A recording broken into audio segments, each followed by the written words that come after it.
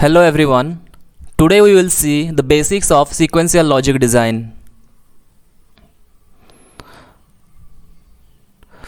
So let me explain you what is a combinational logic. Combinational logic is a type of digital circuit whose output is purely function of present input only. Means the output is purely depends on the input, the present input. And what does that mean is, suppose this is my combinational block, this is my output and this is my input. So I am applying input this side and I am getting output this side. So for input 1 I am getting output 1, for input 2 I am getting output 2, for input 3 I am getting output 3. So input 4 output 4, input 5 output 5.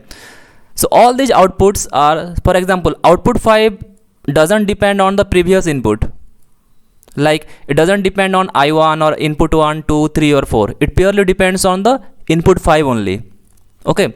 Or this output 5 doesn't depend on the output of output 1, output 2, output 3 or output 4. Means it doesn't depend on the previous output, or it doesn't depend on the previous input also. It purely depends on the present input. Okay. As we can see here, the output 5 doesn't depend on input 1 or input 2 or input 3 or input 4. It purely depends on the input 5, the present input. Okay. But in sequential logic design, what happens? The output depends on the present input and previous output also. Means see, this term you have to remember the previous output. And what is the meaning of this previous output? For example, this is your sequential logic and this is your input and this is your output. Okay. Now I applied input 1 and I got output 1, then input 2 output, input 3 output 3, input 4 output 4. Okay. So this output 4 not only depends on this input 4, it also depends on the previous output, the output 1, output 3 and output 3 values. These are my previous outputs. So this output 4 not only depends on the input, present input, it also depends on the previous output. So how to retrieve the previous output then? If this output 4 depends on the previous output, then how to retrieve those previous outputs? Because these outputs are gone, then how we are going to retrieve that one? To retrieve all these outputs, what we need to do? We need to store all these outputs.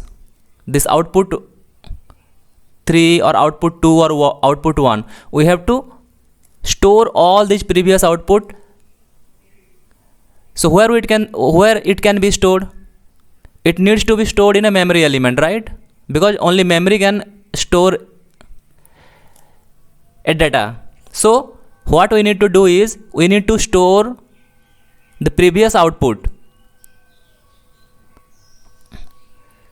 So to store the previous output, it includes some form of inbuilt memory, because without having the memory, we cannot hold the previous data. Okay.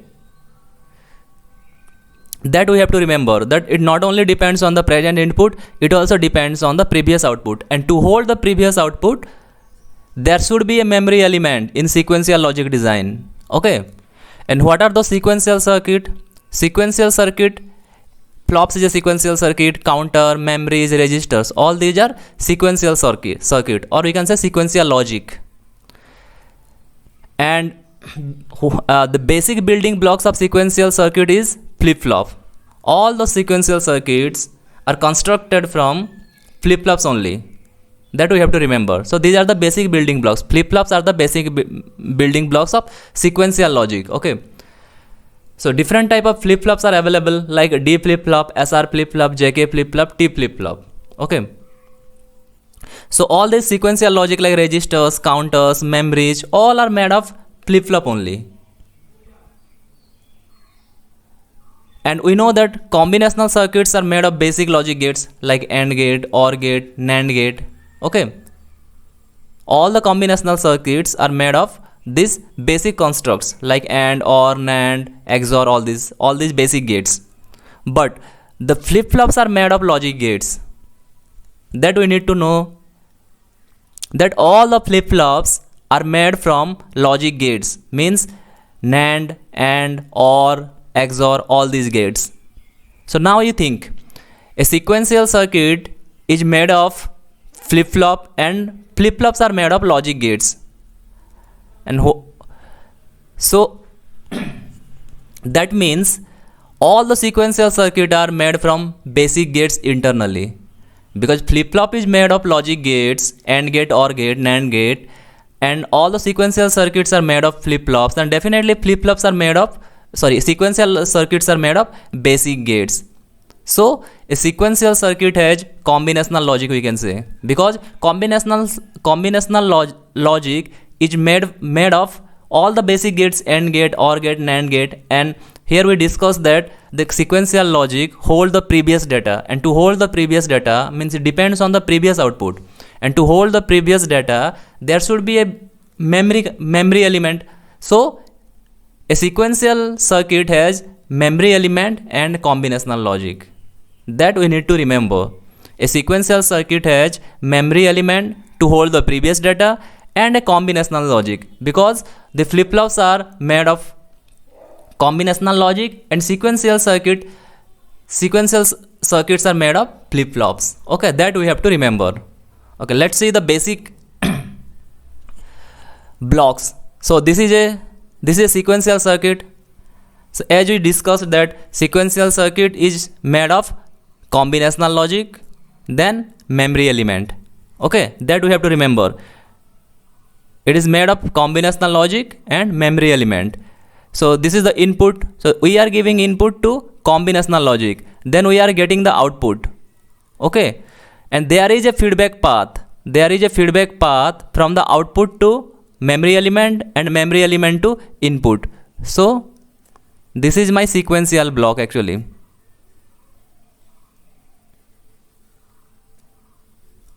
So this is my sequential block, we can say. So sequential block has combinational logic, then memory element to hold the previous data, then there is a feedback path from output to input through the memory element, then output port and input port. So these are the combinational logic gates. These combinational logics are nothing but the basic constructs like AND gate, NOT gate, OR gate, NAND gate. Okay, that we need to remember. A sequential circuit has sets of input and output, whose output depends on previous output and present input, and to hold the previous output we should have a memory element, and there is a feedback path. Okay, and these are the and this combinational logic is nothing but a set of gates, basic gates. Okay, so there are two types of sequential logic, means sequential circuit. First one is the asynchronous sequential circuit. Asynchronous sequential circuit doesn't depend on clock. Okay, it doesn't depend on clock. So it is a asynchronous circuit that change state immediately when input changes. So whenever there is a change in input, we get the output. Okay, in asynchronous circuit it doesn't depend on clock. So whenever there is changes in input, we get the output. So as there is no clock dependency, so it switches to next state, or we get the output very quickly, and it provides a faster operation because there is no clock. It doesn't depend on clock. So whenever there is a changes in input, we get the output at the same instant. So it is very fast and the operations are very quick.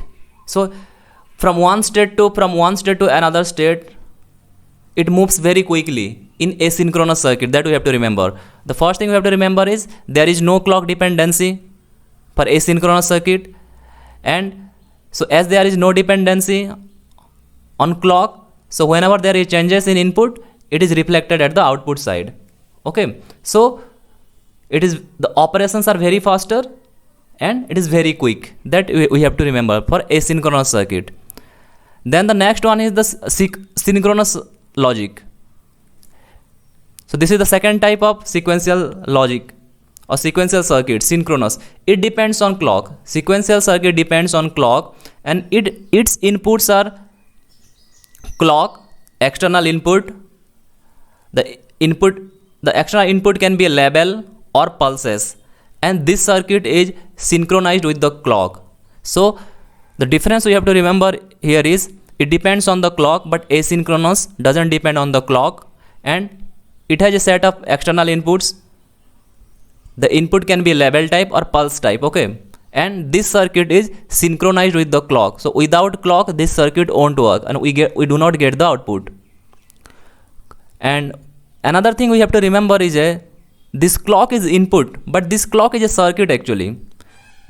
There is a circuit which generates the clock continuously. So it generates continuous pulses of varying width. Clock is like this, right? So these are nothing but pulses. These are nothing but pulses of varied width. Okay. So there is a this clock signal. So there is a circuit. There is a clock circuit. Okay. From this clock circuit, clocks are generated continuously. So it generates continuous pulses of varying width. Okay. This is the width of a clock. Means that time period. This is the width of a clock. So that clock circuit generates clock signal. It is not like the input directly coming from some external sources input. There is a circuit for clock signal, and from that clock circuit we are getting the continuous pulses of varying width. Then this output changes and the output changes state at the start of the input pulse and remains in that state until next input or clock pulse. So that means output depends on clock signal. So whenever there is a changes in clock signal, this input is reflected to the output, okay, and that will be remain constant. That input will remain at the same level unless and until there is another pulses of clock, okay. So output changes state at the start of input pulse and remains in that state until next input or clock pulse.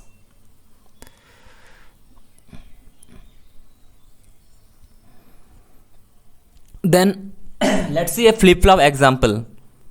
So flip-flop is a sequential circuit and it is a 1-bit memory element. Means a single flip-flop can store only a bit of memory, 1 bit of memory. If I need to store 100 bits, suppose I need to store 100 bits, then how many flip-flops I need?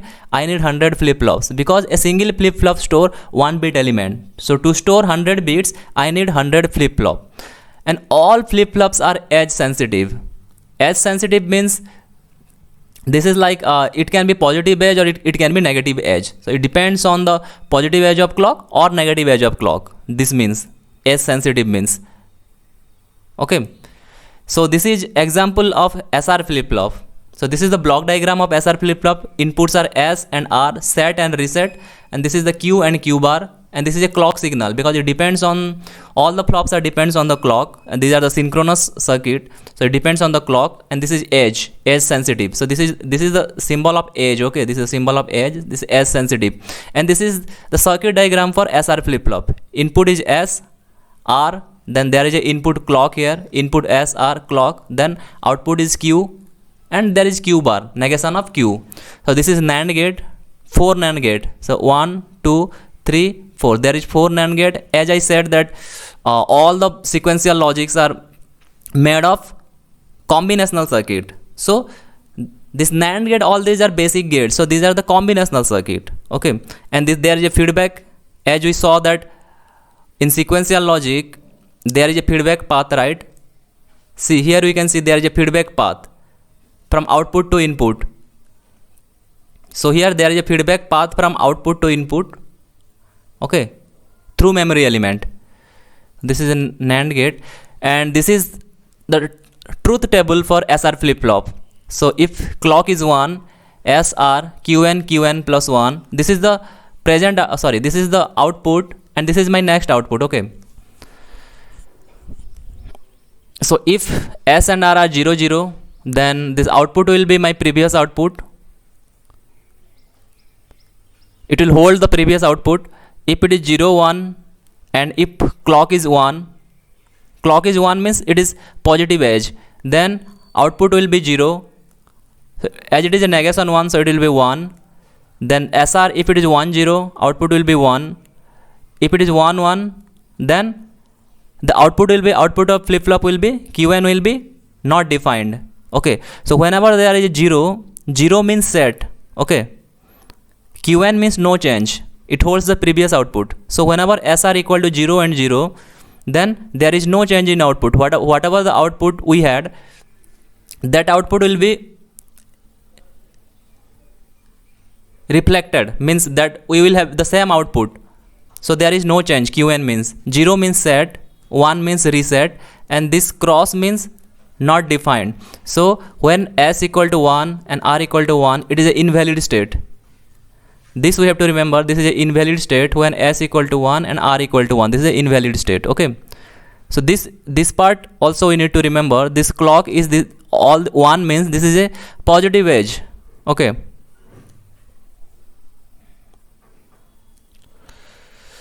and this is D flip flop. This is also edge sensitive. This part is edge sensitive. Input clock, then QN and QN bar. Whenever there is a positive edge, D flip flop properties, this is the properties of D flip flop. When the input is directly reflected to the output when there is a positive edge. So if input is 0, then output is 0. Output is QN. So QN bar will be 1. If input is 1 and there is a clock, positive edge of clock, so output will be 1.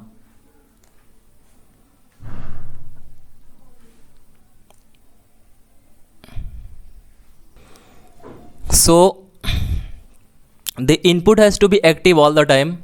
So there has to be a positive edge of clock. Then whatever input we have, the same input will be transmitted or propagated to the output side. Okay, if input is 0, output will be 0. If input is 1, then output will be 1. Okay, and this is the negation part. Okay,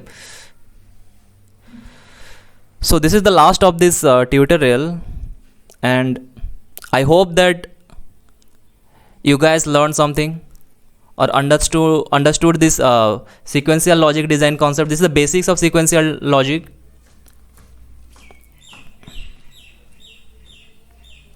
So thank you so much for watching.